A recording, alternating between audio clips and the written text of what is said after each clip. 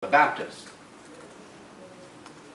Matter of fact, they actually kept the shrine to St. John the Baptist in the mosque.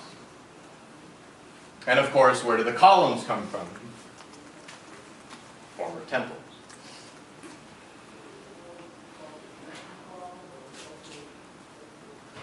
It's got what are now sort of rare illusions of the garden, devoid of human beings. And of course, this is what it looks like now.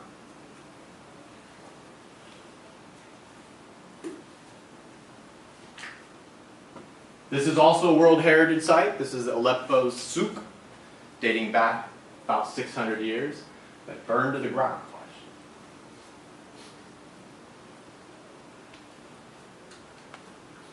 But we've seen this before in this class. Haussmann destroyed half of Paris for a variety of reasons. New York ate itself to death, even through the skyscraper, the sort of creative destruction of her constant need for growth and population. And in the 18th and 19th century, we start to see this lament for the past that no longer exists. John Ruskin, who we talked about. The idea of the honesty of the Gothic. A rhetoric against veneers and ornaments and hidden supports. But also a nostalgia for the past. Of a purer time. And we saw that in the Enlightenment, going to the past to try and find some origin before the world messed itself up with decadence and monarchy. And in the 19th century, we get the sort of first interventions in the form of historic preservation. This is Viollet-le-Duc, who worked for Mérimée under the Restoration, who was the auditor of public buildings. In this period, France takes possession of all of its monuments to sort of create what they call patrimony, that this is our French history, going back forever. He studied, he figured out how the medieval builders, in theory, built the buildings and things. Many of the things that we know about Gothic architecture are from him. Gothic architects did not draw like this. These are Viollet-le-Duc's drawings.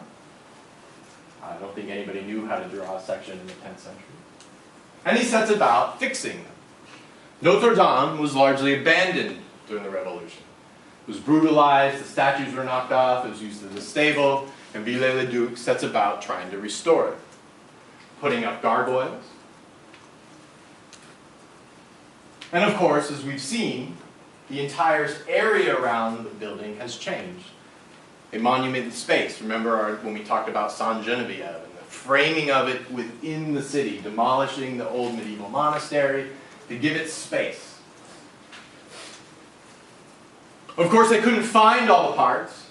So if you actually go to Notre Dame, what you will see on the Apostles is Viollet-le-Duc and his friends. Viollet-le-Duc is St. Thomas.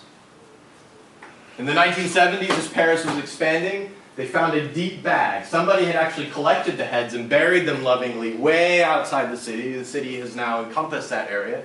And they unearthed all the heads, which now are here in the Medieval Museum, which was formerly the Palace of Richelieu on the outskirts of Paris, which was, of course, built over a Roman bath.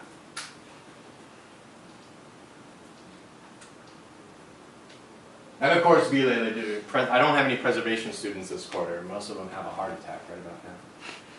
Turn this into this.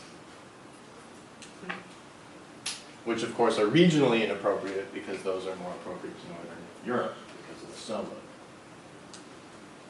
As is this. Hollywood loves this stuff.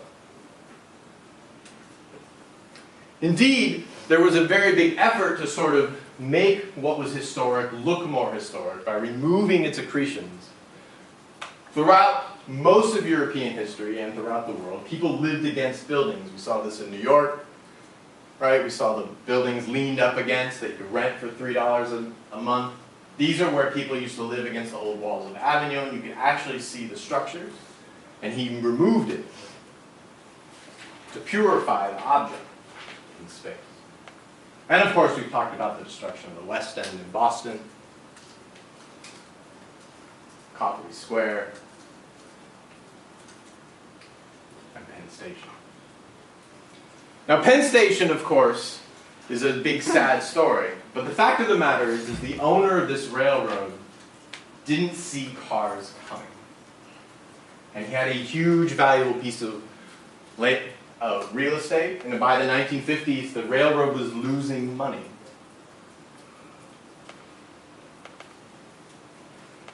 And actually, part of this still exists. The tracks are still original. And so we have this sort of historicist reconstruction of a Roman bath, the beautiful iron train shed that we talked about when we talked about the 19th century, all of which was demolished, despite the efforts of most of New York to save it under Robert Moses. Now, anyone know what's here now? It's Madison Square Garden.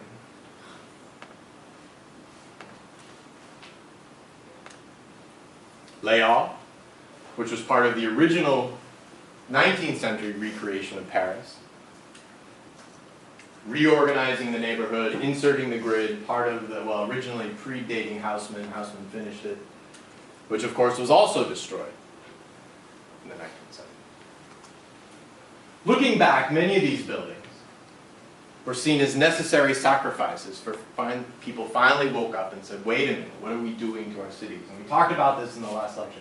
This was a building also scheduled for demolition. So was this. Hundreds and hundreds that were in the path of development were finally saved. The Marais district, right, was considered a slum in the 1920s. It was in theory supposed to be the target of Corbusier's City of Towers. Now, of course, it is one of the richest districts in Paris. And this is what, of course, it looked like in the Middle Ages. It was outskirts, there was a monastery.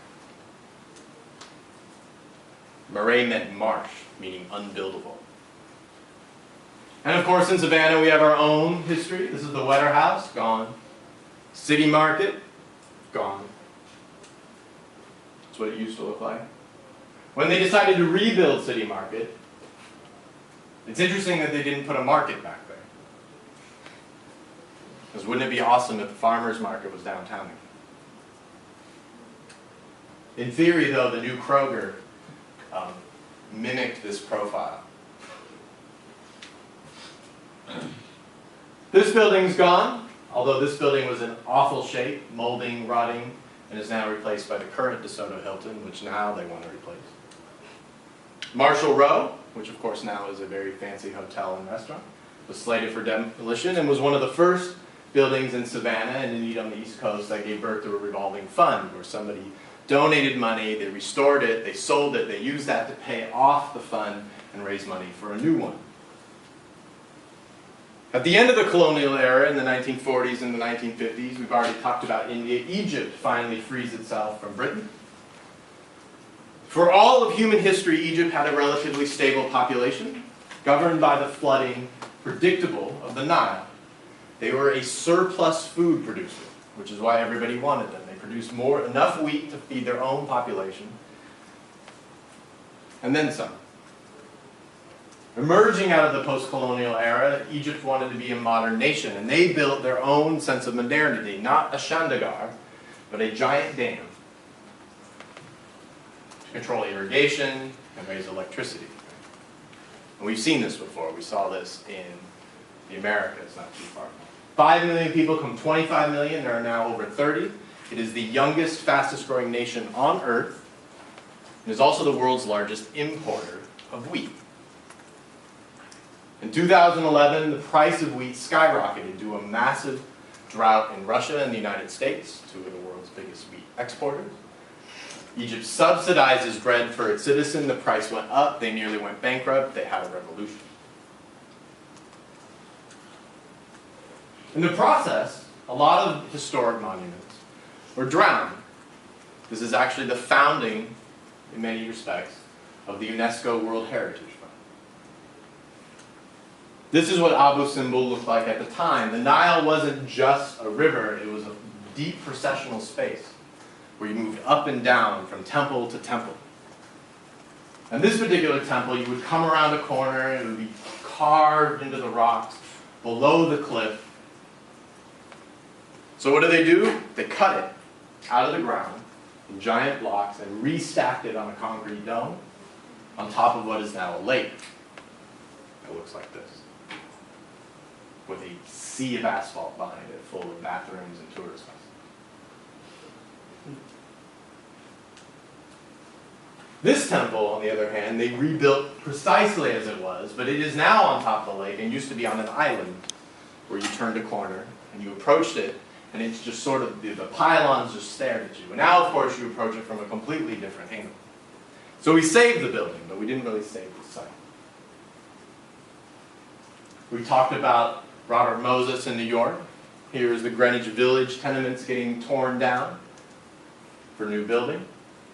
And of course, finally, a sort of movement that begins to appear, aside from isolated ones, Mount Vernon, Monticello, the British Trust, that cities need old buildings. Not nice old buildings, not fancy old buildings, but low value. We talked about them as incubators, right? It's easy for you and a friend to go buy an old abandoned brick building and using pizza and beer transformed it into a restaurant. You cannot afford an architect to build you a new one. And 2 lectures ago, we talked about Siam and the critique by Team 10, where Aldo van Eyck shows up with drawings of Dogon houses and what we used to call Anasazi buildings, the Puebloan, Chacoan canyon culture from the 10th century. Soon after, there is a new show at MoMA called Architecture Without Architects, with a very provocative title. Now keep in mind, this is the same time that Venturi and the others are sort of going against the canon, going against the avant-garde. So this is part of a broader movement. And we start to see these sort of forms that, in theory, naturally emerge. Now this is also insulting because it assumes that the people who built these had no idea what they were doing. They were just doing it organically. And this becomes very popular. This book is still popular. I bought this book when I was in architecture school. I've seen it in studios today. The very idea of architecture without architecture is very seductive. And likely true, as architects build less than 1% of the world's buildings. This was an image in the show of sunken courtyard homes in Iraq. And a young filmmaker named George Lucas was inspired. This is the model for the Skywalker Ranch in what used to be the first, now the 4th Star Wars. Many of these are, of course, gone. They've been bombed to smithereens. And in theory, the idea was that organically, and we saw this with the Gamma Grid, architecture happens. It has form, it has shape, it has culture. It doesn't necessarily have to be designed, it adapts. Now part of this is that colonial discourse, that in Europe in the Western tradition it is designed, and outside of Europe in the Western tradition it just magically happens. I put this slide in here, because if you're going to look at it that way, as a reproductive, synthetic, systemic process, this is no different than a suburb.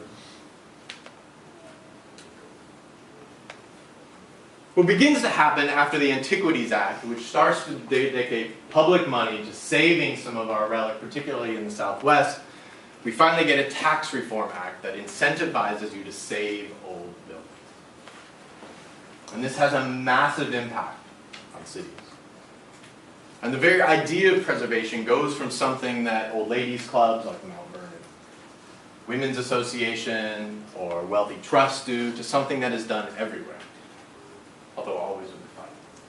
And we end up with different types of preservation. Are you building it back? Are you restoring it? Are you just trying to hold it in place? So you're trying to put a box around it so that you can't use it and it will decay slowly, like this one. Or are you trying to rebuild it? In Athens, they actually put a new agora over the ruins of the old one.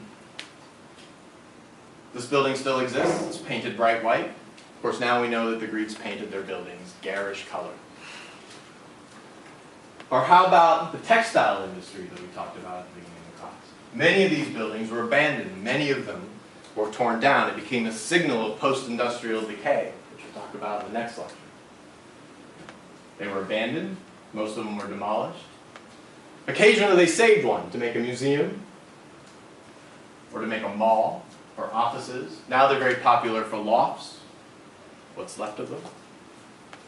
This was a military arsenal that is now a mall and an incubator for a battery company that was just sold to avoid bankruptcy. This is a church in Spain that was turned into a library using most of the same techniques we saw with Boomschaft, this sort of cage inside the box.